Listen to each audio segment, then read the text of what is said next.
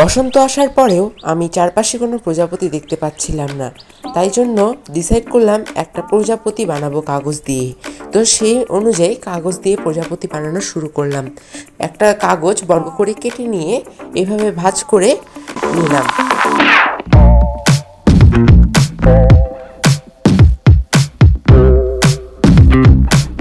Guys, এটা হচ্ছে আমার নতুন ইউটিউব চ্যানেল।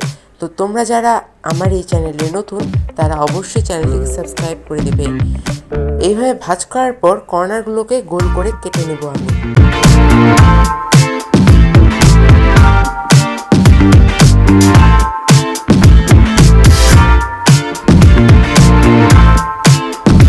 তারপর এভাবে ভাঁজ করে এই নিচ থেকে এই কাগজটি ঘুরিয়ে নিলেই হয়ে যাবে আমাদের প্রজাপতি। এই কাগজটিকে তোমরা আঠা দিয়ে বা স্টেপলার দিয়ে স্টেপল করে দিতে পারো।